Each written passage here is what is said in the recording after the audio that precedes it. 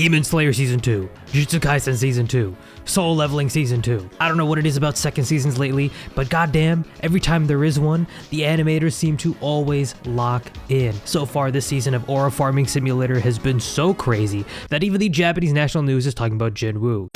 臨時ニュースです。ついに新たな S 級ハンターが誕生しました。 You know, I tweeted the other day about catching up with Soul Leveling and comparing it to SAO, the power fantasy isekai that my generation had back in 2014, and compared to it, honestly, this shit is miles better. Okay, but let's lock it up. If you haven't heard of Soul Leveling, it's basically like Sword Art Online, Bloodborne, and Hunter x Hunter had a baby, and it's amazing. The original source material is a manhwa, which is basically a South Korean manga.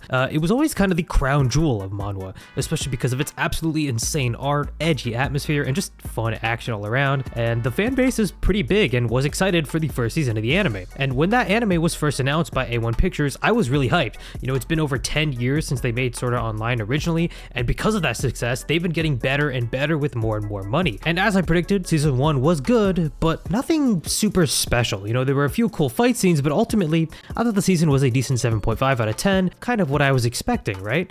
But this season is different. The fight scenes have been absolutely jaw-dropping. Every time there's a sick action scene, I'm like, okay, there's no way it gets better, right? And then A1 Pictures just grabs me by the cock and balls and shows me how it's done. Fight after fight after fight of just pure sakuga. Every single scene filled to the brim with sick-ass cinematography and action sequences directed by Nakashige Shunsuke, who's worked on shows like Attack on Titan, Chainsaw Man, and of course, the best anime ever made, Keijo. And this is one of the few times I've been watching the dub over the sub because shout out Alex Lee, my goat. He is generally one of the best voice actors of this generation. Wakey, wakey. Every time bro says arise, I instantly cream my pants, okay? It's a natural biological reaction at this point. Arise. Oh, and the woman ain't immune to that massive aura either.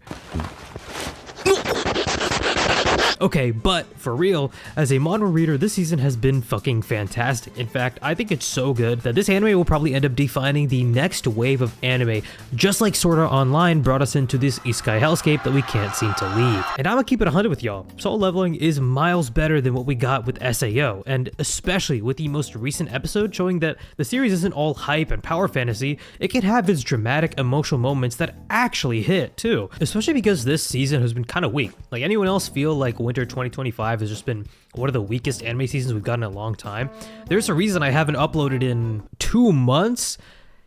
Oh shit, my bad guys. I've only been watching a few anime this season, and Soul Leveling is the one that I keep coming to every week that I'm genuinely excited to watch more of. And honestly, I think a big reason of why it's so fun to watch is because of the shadow power system. It keeps the momentum going throughout the show, makes every boss fight fun to watch because you know he's gonna join Jinwoo later. Like that Artorias fight, sorry, it's not Artorias, but you know who I'm talking about, right? In the first season, episode 12, the fact that he joins Jinwoo later and then gets to fight alongside with him in season 2, and he just goes off, it's just so fun to watch, man. And obviously the source material is amazing. You know, the story does a great job of making you feel like Jinwoo actually earned his power instead of being given to him because he's a beta tester. He's a beta tester and a cheater. He's a beta! Yeah, that's good. I like it. What? Soul Leveling actually understands what a power fantasy is about. It's also clear that the story takes a ton of inspiration from Hunter x Hunter. Obviously, people are called hunters in this world, but also the upcoming Jeju Island arc is pretty similar to the Chimera Ant arc in premise. And as someone who's read the manga, y'all are not ready for the Beru versus Jinwoo fight. That shit is gonna go hard as fuck. I'm super excited to see what A1 Pictures cooks there. But there is one problem I have with the anime, and that is the censorship. Now, I'm not talking about how they made Jinwoo less edgy or about how they cut certain panels and certain moments, well, you know, both of which sucks, but I understand why they need to change it for a live television broadcast. My big problem is how they handle the Japanese version of Soul Leveling. Let me explain. An important story element in the series is the relationships between different countries in the world. From what I understand, the Japanese version has completely changed the story, so Sung Jinwoo doesn't come from Korea, but instead he comes from Japan, and his name is changed from Jinwoo to Shun. You know, in the original story, the Japanese government and its hunters are portrayed pretty poorly. The S-rank hunters and Japanese Hunter Association tried to cripple Korea's hunting capabilities in the Jeju Island arc, but since A1 Pictures is a Japanese anime studio, I don't think they really want to make an anime that criticizes Japan and favors Korea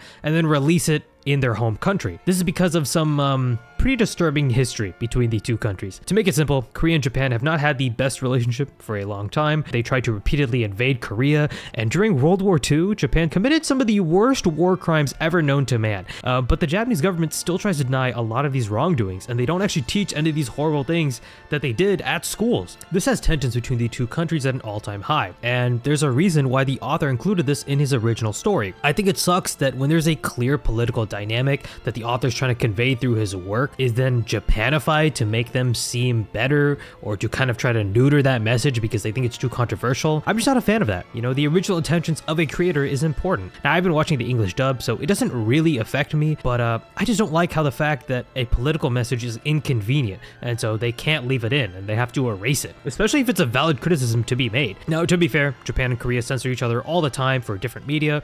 This is far from the first time that it's happened. You know, it's not just A1 Pictures. I just think it's dumb to change some core plot points, and I want to call it out when I see it, right?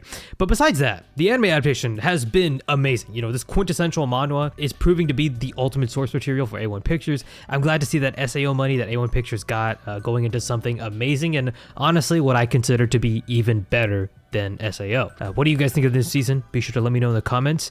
Make sure to like and subscribe, and sorry for the lack of videos, but hopefully I'll see you guys soon. Peace.